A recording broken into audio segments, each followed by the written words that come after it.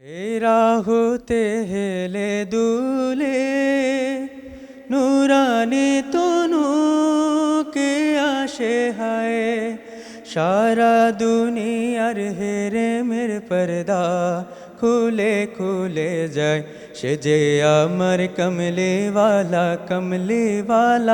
সে যে আমার কমলে আসসালামু আলাইকুম ওয়া রাহমাতুল্লাহি ওয়া বারাকাতুহু নাহমাদুহু ওয়া নুসাল্লি আলা রাসূলিহিল কারীম আম্মা বা'দ ফাআউযু বিল্লাহি মিনাশ শাইতানির রাজীম বিসমিল্লাহির রহমানির রহিম কুল ইন কুনতুম তুহিব্বুনাল্লাহা ফাত্তাবিউনি ইউহিব্বুকুমুল্লাহ ওয়া ইয়াগফির লাকুম যুনুবাকুম ওয়াল্লাহু গফুরুর রহিম। মহান রব্বুল আলমিনের দরবারে লাখো কোটি শুকরিয়া। রব্বুল আলমিন আমাদেরকে 2026 সালের পবিত্র ঈদে মিলাদুন্নবী উপলক্ষে রবিউল আউয়াল মাসের আজকের এই প্রোগ্রামের আমরা নামকরণ করেছি রহমাতুল লিল আলামিন। এই রাহুতে হেলে দুলে নুরানি তনু কে আসে হায়। আমরা আজ বিশ্বনবীর 63 বছর হায়াতের তার জন্ম, তার মাক্কি মাদানী জিন্দেগির উপরে আমরা আজকে আলোচনা শুনব। অতএব প্রিয় দর্শক এবং শ্রোতাবৃন্দ, আসুন আমরা এখন পবিত্র কোরআনে কারীম থেকে আমরা আন্তর্জাতিক খ্যাতিসম্পন্ন কারি, একাধিকবার আন্তর্জাতিক পুরস্কার প্রাপ্ত কারি আমজাদ হোসেনের কাছ থেকে আমরা পবিত্র কোরআন থেকে তেলাওয়াত শুনব। أعوذ بالله من الشيطان الرجيم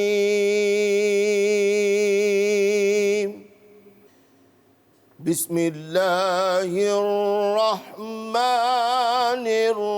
الرحيم قل إن كنتم تحبون الله فاتبعوني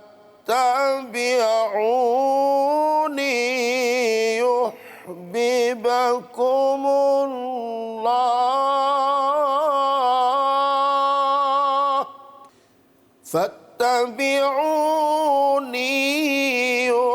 يحببكم الله ويغفر لكم ذنوبكم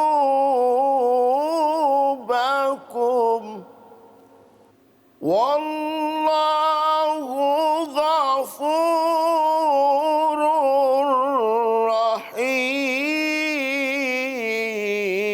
رحيم قل إن كنتم تحبون الله فاتبعوني يحببكم الله ويغفر لكم ذنوبكم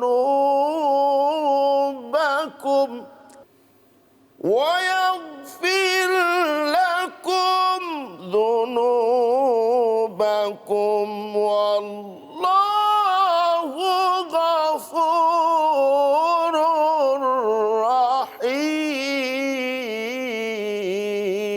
رحيم قل أطيعوا الله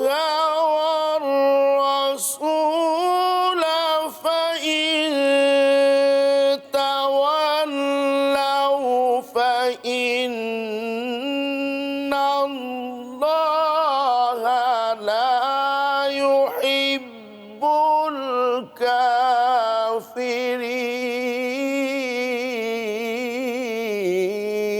الكافرين فإن تولوا فإن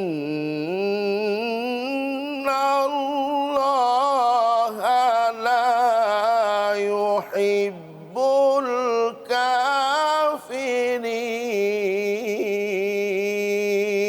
الكافرين صدق الله العظيم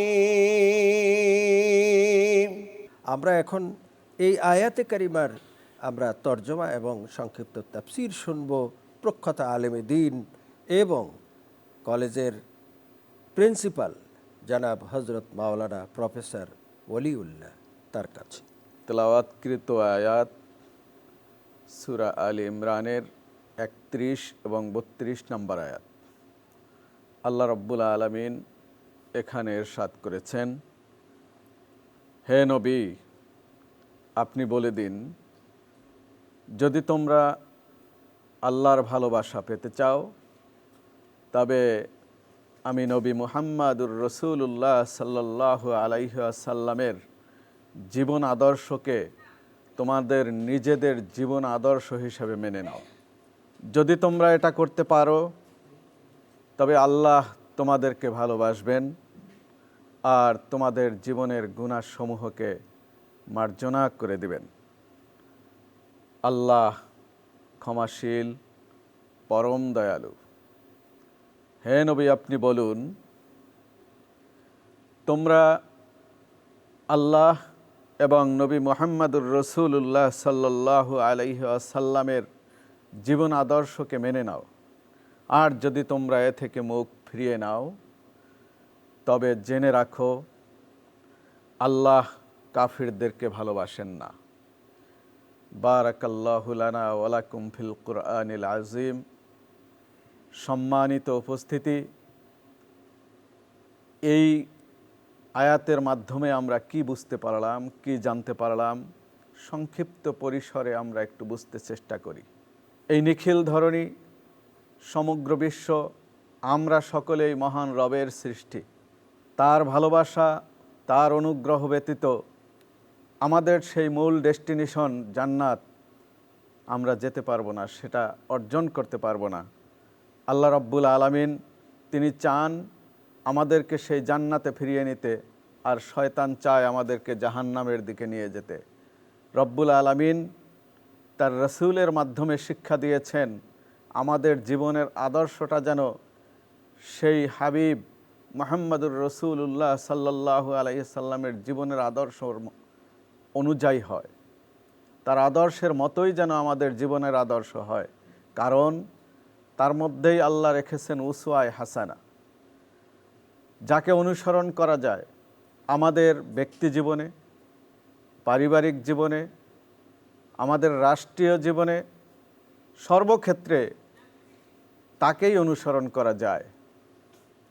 আল্লাহ রাব্বুল আলামিন তিনি আমাদেরকে বুঝাতে চেয়েছেন ভালোবাসা এটা অন্তরের বিষয়, এটা দেখা যায় না, ধরা যায় না, ছোঁয়া যায় না। শুধুমাত্র এটাকে আমরা যদি এই নবী মুহাম্মাদুর রাসূলুল্লাহ সাল্লাল্লাহু আলাইহি ওয়াসাল্লামের আদর্শকে মেনে নিয়ে এটাকে যদি আমি প্রকাশ করতে পারি, এটাকে যদি আমার জীবনে, সমাজে, সমগ্র জায়গায় যদি আমি এটাকে বাস্তবায়ন করতে পারি, তবেই হবে আল্লাহর ভালোবাসার প্রকাশ। আর আল্লাহ রাব্বুল আলামিন আমাদেরকে ইসলাম দিয়েছেন কারণ আমাদের মধ্যে শান্তি বিরাজ থাকুক, সমাজে, রাষ্ট্রে, দেশে দেশে, সারা পৃথিবীতে।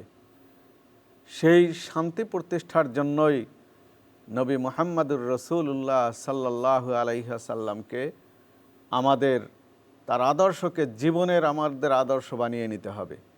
রসুল সাল্লাল্লাহু আলাইহি সাল্লামকে আল্লাহ যখন পাঠালেন এই দুনিয়ায়, তিনি শিশু থাকা অবস্থায় তো আমাদের জন্য নবী ছিলেন। আল্লাহর রসুল সাল্লাল্লাহু আলাইহি সাল্লামকে জিজ্ঞাসা করা হলো, হুজুর আপনি কবে থেকে নবী? রসুল উত্তর দিলেন, আদম আলাইহিস সালামকে যখন বেহেশতের মধ্যে মাটি দ্বারা তৈরি করা হলো, রূহ দেওয়া হয়নি, এর মাঝামাঝি অবস্থা থেকেই তিনি আমাদের জন্য নবী। রসুল সাল্লাল্লাহু আলাইহি সাল্লাম দুনিয়া আসলেন, তিনি সেই শিশু বয়সেই তিনি যে নবী তার প্রমাণ দিলেন। আল্লাহর রসুল সাল্লাল্লাহু আলাইহি ওয়াসাল্লাম তিনি কিভাবে প্রমাণ দিলেন? তার দুধমা হালিমা, তার ঘরে তিনি যখন গেলেন, হালিমার ঘরে তার সমবয়সী একটা তার ভাই ছিল। সেই ভাই, তাকে তিনি সমান অধিকার দিলেন হালিমার দুটো স্তনের মধ্যে একটা স্তন থেকে তিনি দুধ পান করতেন, আর একটা স্তন তার ভাইয়ের জন্য রেখে দিলেন। তিনি নবী মুহাম্মদ সাল্লাল্লাহু আলাইহি সাল্লাম শিশু থেকেই নবী, এটা তিনি প্রমাণ দিলেন। তাহলে তার জীবনের গোটা জীবনী, তার জীবনের সমস্ত সিরাত, এটা আমাদের জন্য অনুসরণীয়, এটা আমাদের জন্য পালনীয়। মুফাসসির কোরআনের কাছ থেকে আমরা শুনলাম যে যে আয়াতে কারিমা এখানে তেলাওয়াত হচ্ছিল, যে আল্লাহ রাব্বুল আলামিন বলছেন যে তোমরা তো আমাকে সরাসরি দেখতে পারবে না, আমাকে দেখার জন্য আমি একটা ক্ষেত্র তৈরি করেছি, সেটা হলো তোমাদের জীবনে তোমরা যদি ভালো কাজ করো আমি পরকালে তোমাদেরকে সে অনুযায়ী মর্যাদা দেব এবং বেহেশতের মধ্যে তোমাদেরকে দিদার দেব। মাধ্যম হলো বিশ্বনবী মুহাম্মদ রাসূলুল্লাহ সাল্লাল্লাহু আলাইহি ওয়াসাল্লাম। আমরা এখন বিশ্বনবী রসুল করিম সাল্লাল্লাহু আলাইহি ওয়াসাল্লামের আমরা মাক্কি জিন্দেগির যে 13 বছর তার উপরে অত্যন্ত গুরুত্বপূর্ণ আলোচনা পেশ করবেন এখন ঢাকা বিশ্ববিদ্যালয়ের কেন্দ্রীয় মসজিদের সম্মানিত পেশ ইমাম এবং খতিব হযরত মাওলানা নাজির মাহমুদ। আল্লাহ রসুল সাল্লাল্লাহু আলাইহি ওয়াসাল্লাম এমন এক সময় পৃথিবীতে এসেছিলেন যখন গোটা পৃথিবী অন্ধকারে ডুবে গিয়েছিল। সেই যুগটাকে জাহেলি যুগ বলা হতো, আইয়ামে জাহেলিয়াত নামকরণ করা হয়েছে।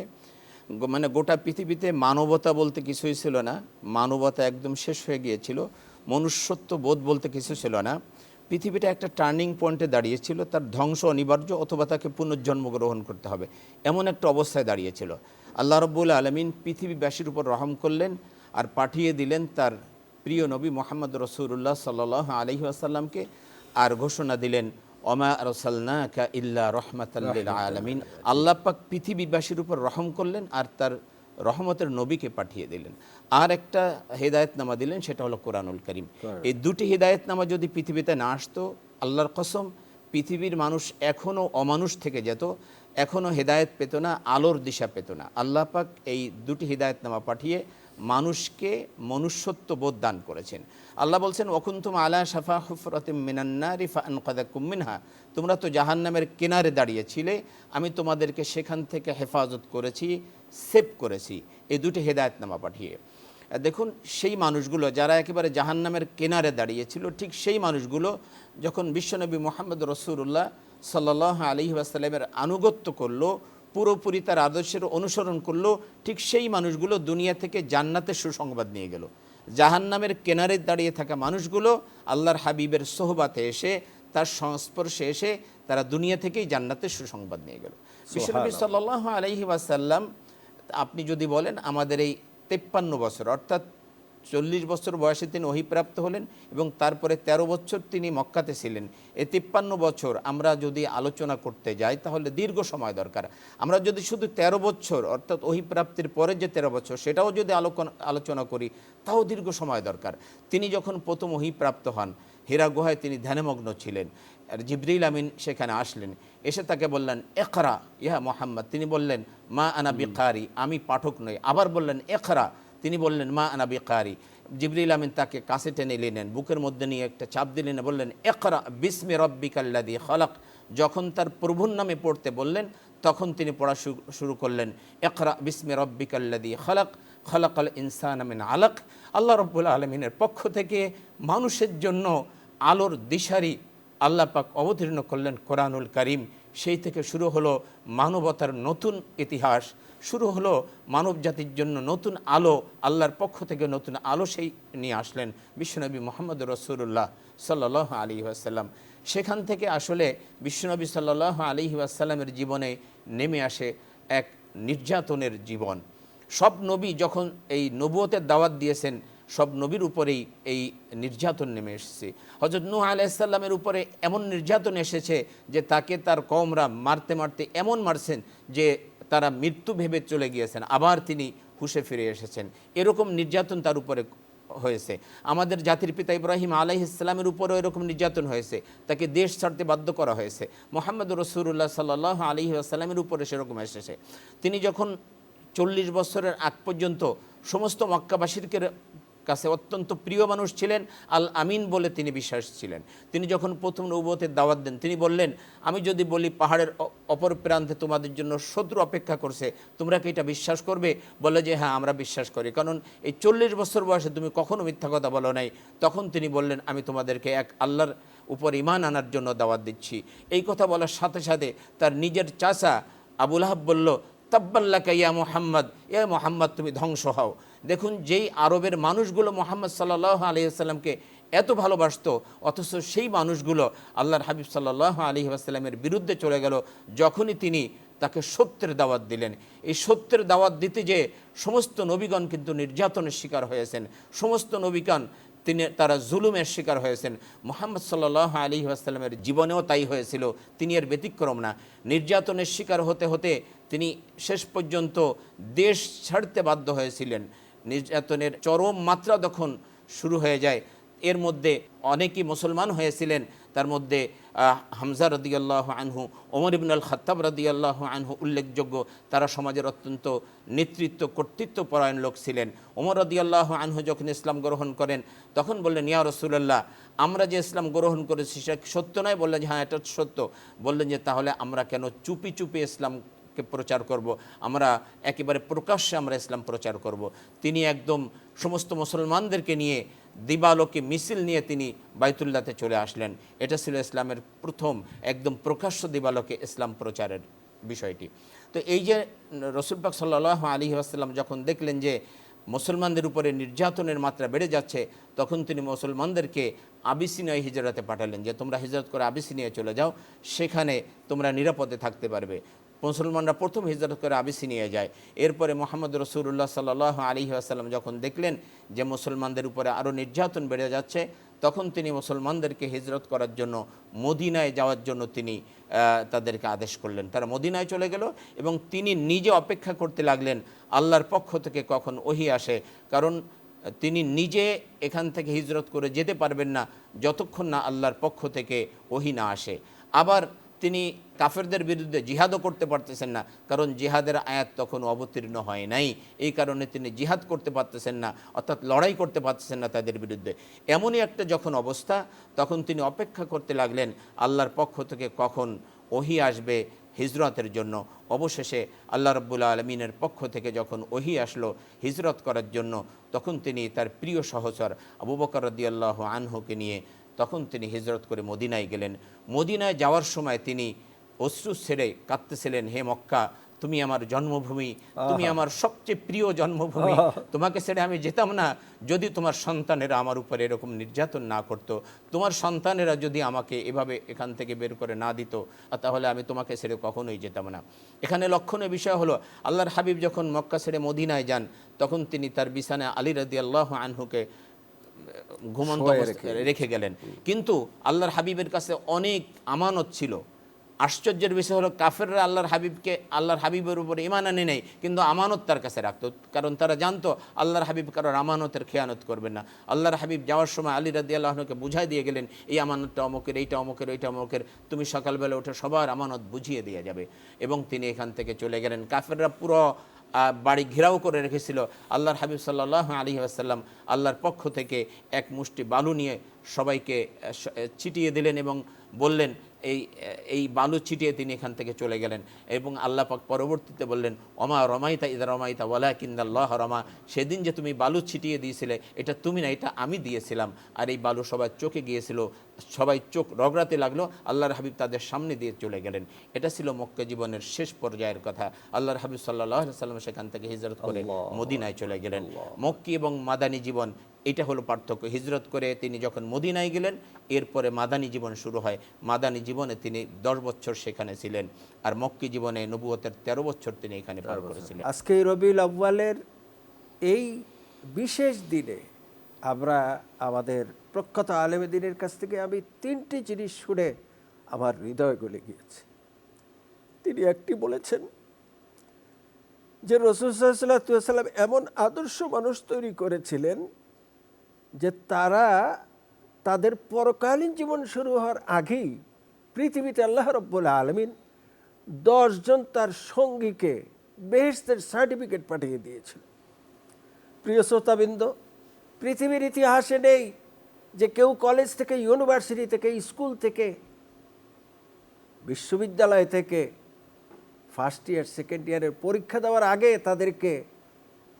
তাদেরকে গোল্ডেন A+ দেওয়ার ইতিহাস পৃথিবীতে আছে বলে আমার জানা নেই। কিন্তু আশারায়ে মুবাশশারা হযরতে আব্দুর রহমান ইবনে আউফ এমন সুন্দর তেলাওয়াত করতেন, যার তেলাওয়াত শুনে অমুসলিমান শুধু তেলাওয়াত শুনেই মুসলমান হয়ে গিয়েছিলেন। সুবহানাল্লাহ, আমাদের সুবহানাল্লাহ। আমাদের মুফাসসিরে কোরআন সেই সার্টিফিকেট প্রাপ্ত লোকের কথা বলেছেন।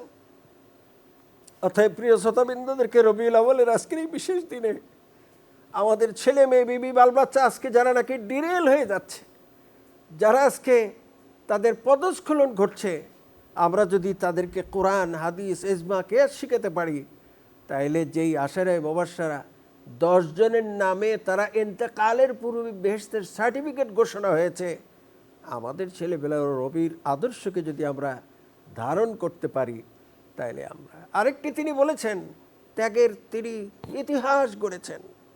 তায়েফের ময়দানে যখন তাকে পাথর মেরে মেরে হযরত যায়েদ রাদিয়াল্লাহু আনহুর সামনে দাঁড়ালেন, পাথরের আঘাতে তিনি মাটিতে পড়ে গেলেন। এরপরে পাথরগুলো আমার রসুলের গায়ে আসতে শুরু করল। যখন পাথরে পাথরে আমার রসুলের সমস্ত শরীর রক্তাক্ত হয়ে গেল, অথচ প্রিয় শ্রোতাবৃন্দ আপনারা অনেকেই জানেন যে বিশ্ব নবীর শরীরে মশা, মাছি বসা হারাম ছিল। তারপরেও যখন পাথর আসতেছে, আল্লাহ রাব্বুল আলামিন বলে, জিবরাইল তুমি আমার বন্ধুর কাছে যাও, গিয়ে দেখো তিনি আমার কাছে কিছু চায় কিনা, এবং তিনি যদি চায় তাহলে যেই তায়েফের লোকেরা আমার রসুলের গায়ে পাথর নিক্ষেপ করছে, তোমার যে পাখা আছে তা দিয়ে বাতাস দিয়ে তাদেরকে ছিন্ন ভিন্ন করে দাও। বলছে জিবরাইল, আমি তো মানুষ হত্যা করতে আসি নাই, আমি যদি তায়েফের লোকদেরকে হত্যা করি তাহলে আমি বেহেশতে কাদেরকে নিয়ে থাকব? তখনই রব্বুল আলামিন তাকে একটি বিখ্যাত উপাধি দিয়েছিলেন, যেই উপাধি দিয়েই আজকের এই অনুষ্ঠানের নাম রাহমাতুল লিল আলামিন। আর কোরআনে কারিমের আয়াত ছিল, ওয়ামা আরসালনাকা ইল্লা রাহমাতাল লিল আলামিন বালাগাল উলা বিকামালিহি কাশাফাদ দুজা বিজামালিহি হাসুনাত জামিউ খিসালিহি সাল্লু আলাইহি ওয়া আলিহি। নাতে রাসূল সাল্লাল্লাহু আলাইহি ওয়াসাল্লাম পেশ করছেন শিল্পী ফজলে এলাহি সাকি। হে রাহুতে হেলে দুলে নুরানি তনু কে আসে হায়, সারা দুনিয়ার হেরে মের পর্দা খুলে খুলে যায়, সে যে আমার কমলে ওয়ালা, সে যে আমার কমলে ওয়ালা। হে রাঘোতে হেলে দুলে নুরানি তনু কে আসে হায়, সারা দুনিয়ার হেরে মের পর্দা খুলে খুলে যায়, সে যে আমার কমলে ওয়ালা, সে যে আমার কমলে ওয়ালা। তার ভাবে বিভুল রাঙা পায়ের তলে, তার ভাবে বিভুল রাঙা পায়ের তলে, পর্বত জঙ্গম টলো মলো টলে, খুরমা খেজুর বাদাম জাফরানে ফুল, খুরমা খেজুর বাদাম জাফরানে ফুল, ঝরে ঝরে যায়, সে যে আমার কমলে ওয়ালা, সে যে আমার কমলে ওয়ালা। আসমানে মেঘ চলে ছায়া দিতে, পাহাড়ের আঁসু গলে ঝরনার পানিতে, বিজুলি চায় মালা হতে, পূর্ণিমা চাঁদ তার মুকুট হতে চায়। সে যে আমার কমলিওয়ালা কমলিওয়ালা, সে যে আমার কমলিওয়ালা কমলিওয়ালা। হেরা হতে হেলে দুলে নুরানি তনু কে আসে গায়ে, সারা দুনিয়ার ঘেরে মেরে পর্দা খুলে খুলে যায়।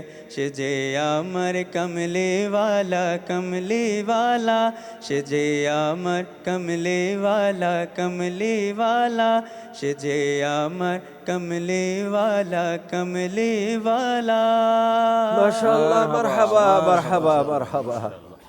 প্রিয় শ্রোতাবৃন্দ, আমরা শুনলাম কামলিওয়ালা।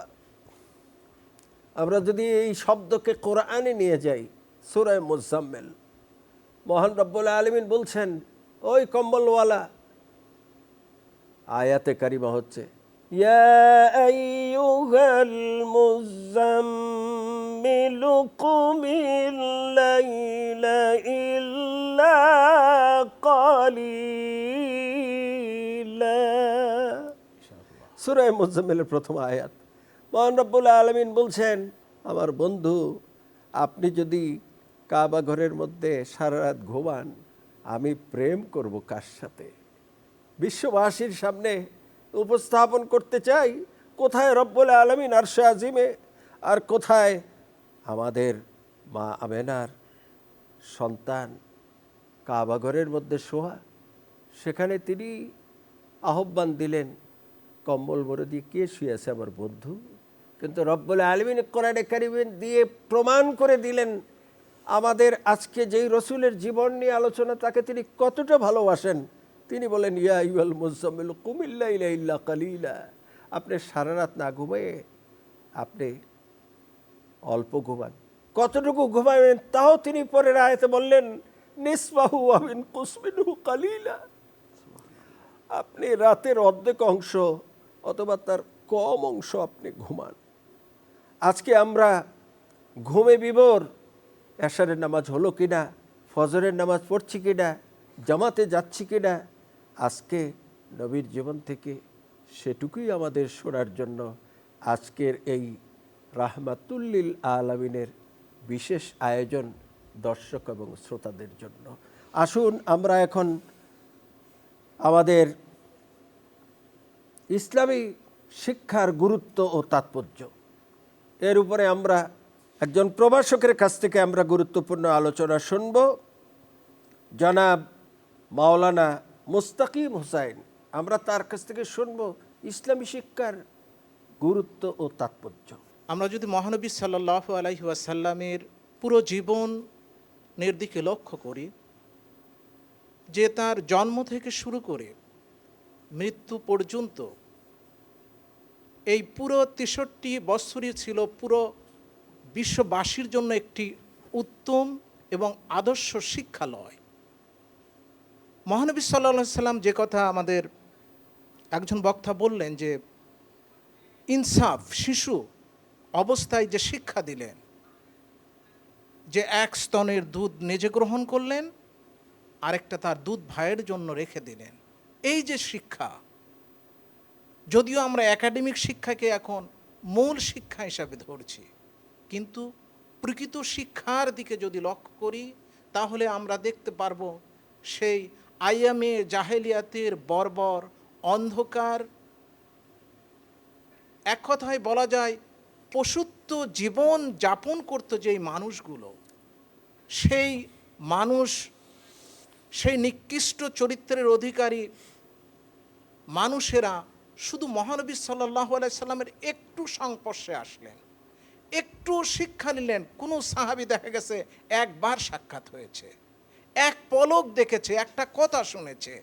এই যে শিক্ষা, এই যে নূরের আলোর শিক্ষা যে তার অন্তরে ঢুকে গেল, এই প্রবেশ করার, এই জ্ঞান প্রবেশ করার সাথে সাথেই সেই মানুষগুলো হয়ে গেল পৃথিবীর শ্রেষ্ঠ মানুষ। আর সাহাবিকা নুজুম, আল্লাহ রাসূল বললেন আমার সাহাবীরা হচ্ছে নক্ষত্রের ন্যায়। নক্ষত্রের কাজ কি? পথিককে পথ দেখানো। মহানবী সাল্লাল্লাহু আলাইহি সাল্লামকে কিন্তু বলেন নাই প্রথমে নামাজ পড়ো, রোজা করো, হজ করো, জাকাত দাও, এই কথাগুলো বলেন নাই। প্রথম যে ওহিটি আসলো সেটি হচ্ছে ইকরা বিইসমি রব্বিকাল্লাযী খলাক। শুধু ইকরা প্রথম বলেছিলেন, আল্লাহ রসুল কিন্তু তখন পড়েন নাই। তৃতীয়বারে যখন আল্লাহর নামে পড়তে বললেন, যে যিনি সৃষ্টি করেছেন, অর্থাৎ শিক্ষা ব্যবস্থাটা হতে হবে স্রষ্টাকে জানার জন্য, স্রষ্টাকে চেনার জন্য, অর্থাৎ মানুষকে যেই উদ্দেশ্যে আল্লাহ তাআলা পৃথিবীতে প্রেরণ করেছেন সেই উদ্দেশ্যটা শেখাই হচ্ছে মানব জাতির জন্য দুনিয়া এবং আখিরাতের কল্যাণের একমাত্র পথ। আমার দয়ার নবী, বিশ্ব নবী, সৈয়দুল মুরসালিন, রহমাতুল লিল আলামিন, তিনি একমাত্র মানব জাতিকে অশান্তি থেকে শান্তির পথ দেখিয়েছেন, মানব জাতিকে সুশৃঙ্খল জীবন পরিচালনার পথ দেখিয়েছেন। একজন মানুষ দোলনা থেকে, পরিবার থেকে, বাবা মার সঙ্গে, এমনকি একজন কাজের বুয়ার সাথে কি ব্যবহার করতে হবে সেই শিক্ষাটিও দয়ার নবী শিখিয়েছেন। আজকে এমন এক ব্যক্তির জীবন নিয়ে আমরা আলোচনা করছি, যেই ব্যক্তির মাথা থেকে পা পর্যন্ত তার ওঠা, তার বসা, তার কথা, তার চালচলন পুঙ্খানুপুঙ্খরূপে তার প্রতিটি কার্যক্রম লিখিত হয়েছে সিরাত গ্রন্থগুলোতে, যা পৃথিবীর কোনো মানুষের জীবনে পাওয়া যাবে না, যে তার প্রতিটি দিক অক্ষরে অক্ষরে লেখা হয়েছে। কারণ তিনি যে শিক্ষা দিয়েছেন, এই শিক্ষাই হচ্ছে মানব জাতি দুনিয়া এবং আখিরাতের কল্যাণের জন্য। কিন্তু আজকে আমরা দুনিয়ার কল্যাণের জন্য শিক্ষা ব্যবস্থাকে শুধু সামনের দিকে নিয়ে যাওয়ার চেষ্টা করছি, কিন্তু মূলে যে আদর্শ শিক্ষা সেটি কিন্তু আমরা পাচ্ছি না। মহানবী সাল্লাল্লাহু আলাইহি সাল্লাম এই কারণে প্রথম সাহাবীদেরকে নিয়ে হযরত আকরামার বাড়িতে দারুল আকরাম প্রতিষ্ঠা করলেন। প্রথম শিক্ষা ব্যবস্থা শুরু হলো শিক্ষা পরিচালনার নতুন দিগন্ত। চলে গেলেন মদিনায়, সেখানে বসে থাকলেন না। আহলে সুফফার সেই প্রথম ক্যাডেট মাদ্রাসা, সেই প্রথম আবাসিক শিক্ষালয় সূত্র শুরু হলো সে আহলে সুফফা থেকে, যে তারা ওই সাহাবীরা না খেয়ে পেট লেগে গিয়েছে, কিন্তু ওই শিক্ষা ব্যবস্থা থেকে সরে যায় নাই।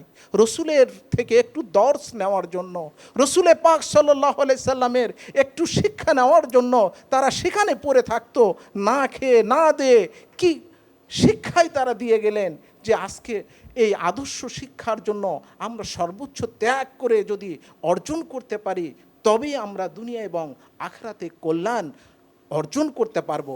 আজকে আসুন, তাই আমরা শুধু মহানবী সাল্লাল্লাহু আলাইহি সাল্লামের জীবনী নিয়ে শুধু আলোচনা করব এটিই নয়, শুধু মিলাদ পড়ব এটিই নয়। মহানবী সাল্লাল্লাহু আলাইহি সাল্লামে যে শিক্ষাটা দিয়েছেন, এই শিক্ষা ব্যবস্থা আমাদের কারিকুলামে যদি আনা হয়, বিশেষ করে আমি অনুরোধ করব যারা শিক্ষার দায়িত্ব রয়েছেন তাদের কাছে আজকের এই অনুষ্ঠানের মাধ্যমে আমি উপস্থাপন করতে চাই যে আসুন আমরা প্রকৃত মানুষ তৈরি করি। আজকে দেখা যাচ্ছে উচ্চ শিক্ষা সর্বোচ্চ, আজকে জাতীয় অধ্যাপকরা এমন এমন কাজ করেছে যেই কাজগুলো ঘৃণিত, সমাজের জন্য লজ্জিত। এই কারণেই বলতে হয় যে দুর্জন বিদ্বান হলেও পরিত্যাজ্য। এটা শুধু একজন লেখকের কথা নয়, এটা তো সেই মহানবী সাল্লাল্লাহু আলাইহি সাল্লাম যে আদর্শ মানুষ কীভাবে তৈরি করতে হবে।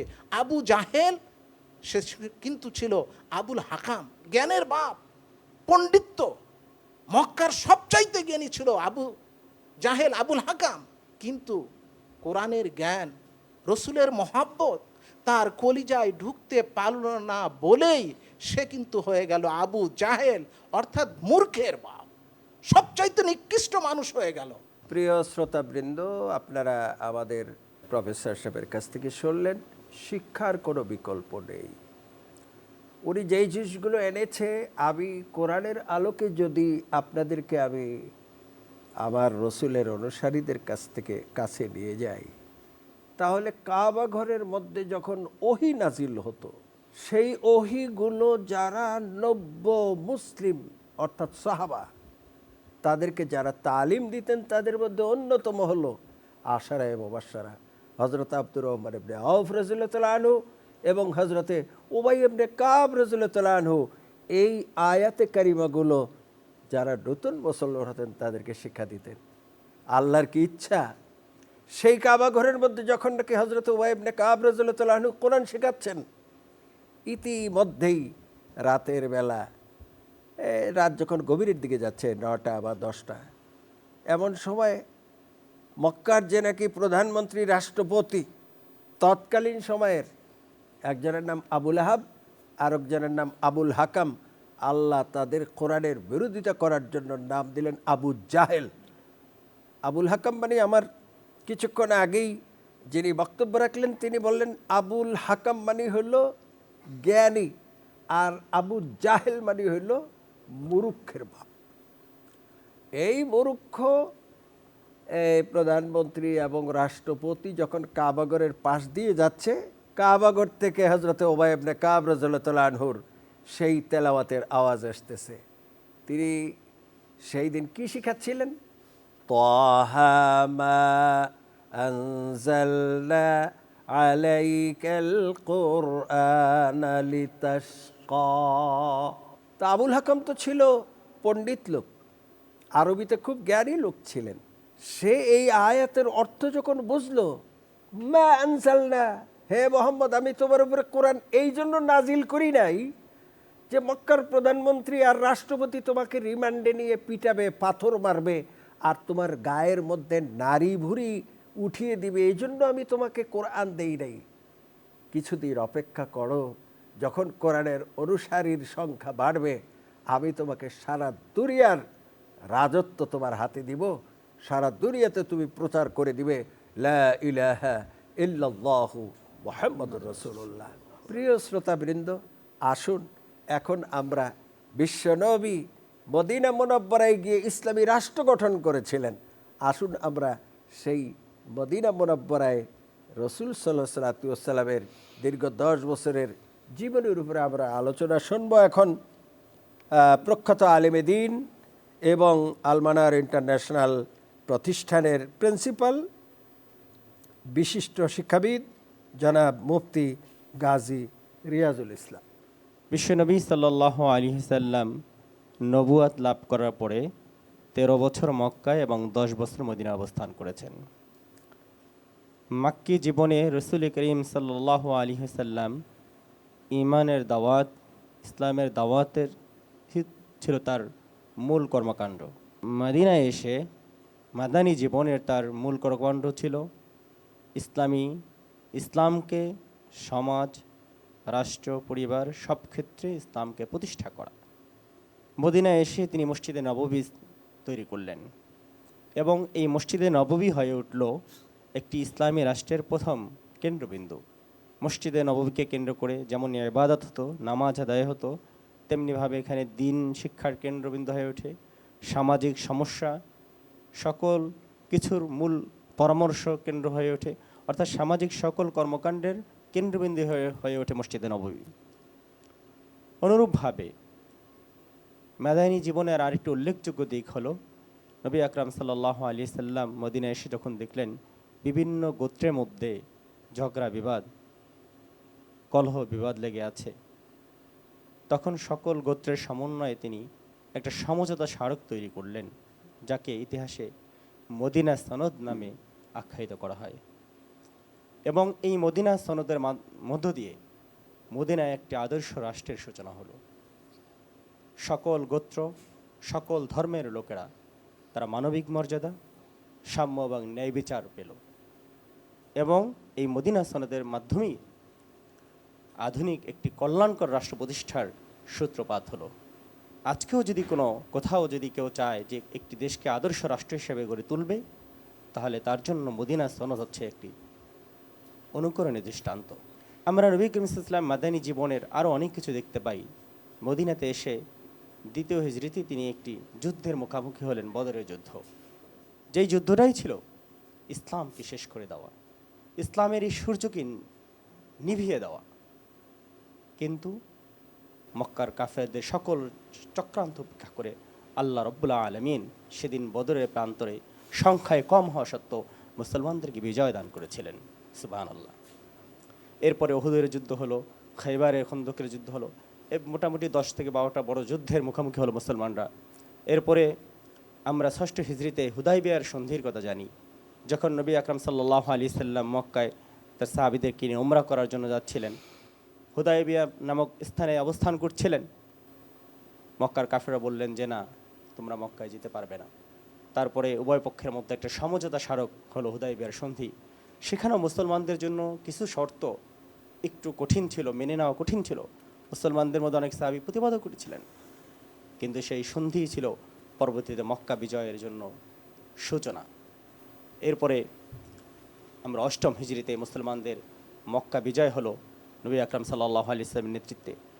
এবং মক্কা বিজয়ের মধ্যে আমরা যে জিনিসটা দেখতে পাই, সমগ্র বিশ্ববাসী দেখতে পায়। নবী আকরাম সাল্লাল্লাহু আলাইহি ওয়াসাল্লাম যখন বিজয়ের বিষয়ে মক্কায় ঢুকলেন, মক্কার কাফেররা সেদিন ভেবেছিল যে আজকে আমাদের শেষ দিন, হয়তো আমাদের গর্দান কাটা যাবে, আমরা আর এই ভূমিতে থাকতে পারবো না। নবী আকরাম সাল্লাল্লাহু আলাইহি ওয়াসাল্লাম সবার জন্য সাধারণ ক্ষমার ঘোষণা করলেন, যেটা সমগ্র বিশ্ববাসীর জন্য একটি মহা দৃষ্টান্ত তিনি স্থাপন করলেন। তিনি আসলেই তো কোনো সাধারণ মানুষ নন। আল্লাহ রাব্বুল আলামিন তার চরিত্রের সার্টিফিকেট দিয়েছেন, ইন্নাকা লাআলা খুলুকিন আযীম, নিশ্চয়ই আপনি হচ্ছেন সুমহান চরিত্র অধিকারী। মহানবী সাল্লাল্লাহু আলাইহি সাল্লামের ক্ষমার এই মহান দৃষ্টান্ত আমাদের জন্য একটি আদর্শ। নবী আকরাম সাল্লাল্লাহু আলাইহি সাল্লামের পুরো জীবনটাই আসলে আমাদের জন্য আদর্শ।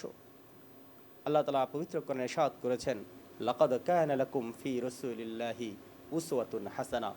হে আমার বান্দারা, নিশ্চয়ই তোমাদের জন্য রয়েছে ফি রাসূলিল্লাহি উসওয়াতুন হাসানা, রাসূলুল্লাহ সাল্লাল্লাহু আলাইহি সাল্লামের চরিত্রের মধ্যে উত্তম আদর্শ। অর্থাৎ রাসূল আকরাম সাল্লাল্লাহু আলাইহি সাল্লাম সমগ্র সিরাত এটা আমাদের জন্য আদর্শ, আমাদের জন্য অনুসরণযোগ্য। সর্বশেষ 10ম হিজরিতে যখন নবী আকরাম সাল্লাল্লাহু আলাইহি সাল্লামের জীবনের শেষ হজটি সংগঠিত হলো, সেই মদিনা থেকে তিনি যখন মক্কার প্রান্তরে চলে গেলেন এবং আরাফাতের ময়দানে দাঁড়িয়ে সেদিন তিনি যে ভাষণ দিয়েছিলেন, তার একটি উক্তি আমি আপনাদের সামনে তেলাওয়াত করেছিলাম। রাসূল আকরাম সাল্লাল্লাহু আলাইহি সাল্লাম বলেছেন, তারাকতু ফীকুম আমরাইন লান তাদিল্লু মা তামাসসাকতুম বিহিমা কিতাবাল্লাহি ওয়া সুন্নাত রাসূলি, যে আমি তোমাদের মাঝে দুটো জিনিস রেখে গেলাম, লান তাদিল্লু মা তামাসসাকতুম বিহিমা, যদি তোমরা এই দুটো জিনিসকে শক্তভাবে মজবুতভাবে, এর শক্তভাবে ধরা অর্থ হচ্ছে আপনি হাত দিয়ে শক্তভাবে ধরো না, অর্থাৎ কোরআন এবং সুন্নাহর যেই সঠিক জ্ঞান এটা তোমরা অর্জন করবে এবং এটাকে পালন করো, সঠিকভাবে ধারণ করো এবং পালন করো, লান তাদিল্লু, তাহলে তোমরা কখনোই পথভ্রষ্ট হবে না, কিতাবাল্লাহি ওয়া সুন্নাত রাসূলি, এই দুটো জিনিসের একটি হচ্ছে কিতাবুল্লাহ আর একটা হচ্ছে আমার সুন্নাহ। তাহলে আজকের এই রবিউল আউয়ালের এই গুরুত্বপূর্ণ দিনে আমাদের প্রধান কাজ হবে রাসূল আকরাম সাল্লাল্লাহু আলাইহি সাল্লাম যে দুটো উপহার, যে দুটো জিনিস আমাদের কাছে রেখে গিয়েছেন, কোরআন এবং সুন্নাহ, শিখব, পড়ব, বুঝব, হৃদয়ে ধারণ করব, আমল করব এবং এটা মানুষের মাঝে ছড়িয়ে দিব। আমরা আমাদের অনুষ্ঠানের শেষ পর্যায়ে এসে পৌঁছেছি। আসুন আমরা এখন কোরআনে কারিম থেকে তেলাওয়াত শুনে আমরা মোনাজাতের দিকে যাব। তেলাওয়াত করছেন মিলাদ সম্পর্কিত আয়াতে কারিমা। যিনি তেলাওয়াত করছেন তিনি একাধিকবার আন্তর্জাতিক পুরস্কার প্রাপ্ত কারি মনজুর বিন মুস্তাফা। আউযু বিল্লাহি মিনাশ শাইতানির রাজীম।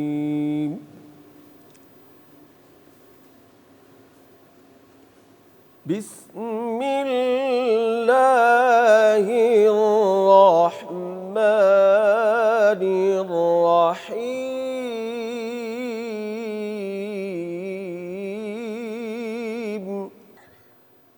মা কানা মুহাম্মাদুন আবা আহাদিম মির রিজালিকুম ওয়ালাকিন রাসূলাল্লাহ।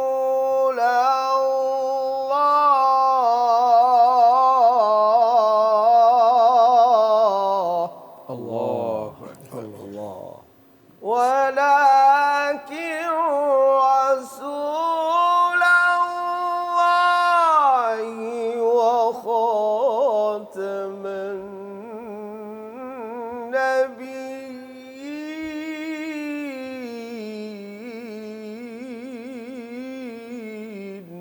وكان الله بكل شيء عليما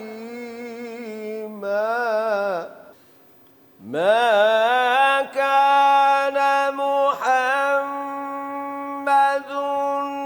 أبا أحد من رجالكم ولكن رسول الله وخاتم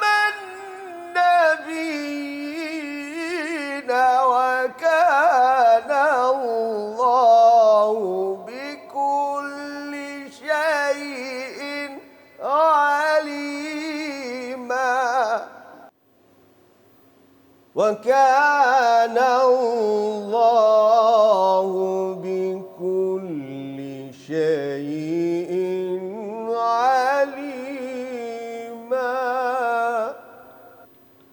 الله أكبر الله أكبر ولله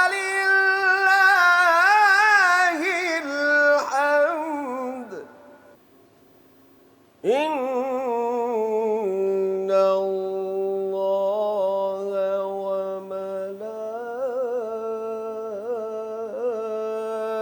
وملائكته يصلون على النبي يا أيها الذين آمنوا صلوا يا أيها الذين آمنوا صلوا عليه وسلموا تسليما بلغ العلا بكماله كشف الدجى بجماله حسنت جميع خصاله صلوا عليه وآله طلع البدر علينا من ثنيات الوداع وجب الشكر علينا ما دعا لله داعي بلغ العلا بكماله كشف الدجى بجماله حسنت جميع خصاله صلوا عليه وآله প্রিয় দর্শক ও শ্রোতাবৃন্দ, আমরা অনুষ্ঠানের শেষ পর্যায়ে এসেছি। আমরা কিছুক্ষণ আগে তেলাওয়াত শুনলাম। আহা, মহান রব্বুল আলামিন বলছেন খাতামান নবিয়্যিন, আমার বন্ধুর পরে আর কোনো নবী পৃথিবীতে আসবে না। আরো কি বলেছেন তিনি, যে ওয়া মালাইকাতুহু ইউসাল্লুনা আলান নবী, আমি নিজে এবং আমার ফেরেশতারা আমার রাসূলের প্রতি দুরূদ পড়ি। সুবহানাল্লাহি ওয়া বিহামদিহি। ইয়া আইয়ুহাল্লাযীনা আমানু, হে ঈমানদারগণ, সাল্লু আলাইহি, আমি এবং আমার ফেরেশতারা যেহেতু আমার রাসূলের গুণগান পেশ করি, তোমরাও আমার রাসূলের গুণগান পেশ করো। বালাগাল উলা বিকামালিহি কাশাফাত দুজা বিজামালিহি হাসনাত জামিউ খিসালিহি সাল্লু আলাইহি ওয়া আলিহি। আসুন আমরা সকলে এখন মোনাজাত করি দেশের জন্য, দশের জন্য। আল্লাহ যেন আমাদেরকে রবিউল আউয়ালের আজকে যা আলোচনা হলো আল্লাহ যেন আমাদেরকে জীবনে আমল করার তৌফিক দেন। আল্লাহুম্মা আমিন। ربنا ظلمنا أنفسنا وإن لم تغفر لنا وترحمنا لنكونن من الخاسرين. ربنا آتنا في الدنيا حسنة وفي الآخرة حسنة وقنا عذاب النار. رب ارحمهما كما ربياني صغيرا. রব্বুল আলামিন 2026 সালের পবিত্র রবিউল আউয়াল মাসের আমরা বিশ্বনবীর মাক্কি মাদানী জিন্দেগি নিয়ে আলোচনা করে, এ আল্লাহ আদর্শ শিক্ষা গ্রহণ করার বিষয় নিয়ে আলোচনা করে আপনার মহান দরবারে হাত পেতেছি। আমাদের এই দোয়াকে আপনি মেহেরবানি করে কবুল ও মঞ্জুর করে নেন। রব্বুল আলামিন রবিউল আউয়ালের আলোচনার মধ্যে আমরা রসুলের মাক্কি জিন্দেগির আল্লাহ দ্বীনের দাওয়াত, মাদানী জিন্দেগির ইসলামী রাষ্ট্র গঠনের দাওয়াত, এই দুই দাওয়াতকে আমাদের জীবনে বাস্তবায়ন করে আল্লাহ একটি সমৃদ্ধশালী বাংলাদেশ গঠন করার তৌফিক আমাদেরকে দান করে দেন। রব্বুল আলামিন আমাদেরকে 5 ওয়াক্ত নামাজ জামাতের সাথে আদা করার তৌফিক দেন। হজ্জে বাইতুল্লাহ, জিয়ারতে রাসূলুল্লাহ আমাদেরকে আল্লাহ নসিব করে দেন। আখিরে আপনার দরবারে ফরিয়াদ, আজরাইল যখন আসবে আমাদের সকলের জবানে জারি করে দিয়েন লা ইলাহা ইল্লাল্লাহু মুহাম্মাদুর রাসূলুল্লাহ সাল্লাল্লাহু আলাইহি। রাহুতে হেলে দুলে নুরানি তনুকে আসে হায়, সারা দুনিয়ার হেরে মের পর্দা খুলে খুলে যায়। সে যে আমার কমলেওয়ালা কমলেওয়ালা, সে যে আমার কমলেওয়ালা কমলেওয়ালা।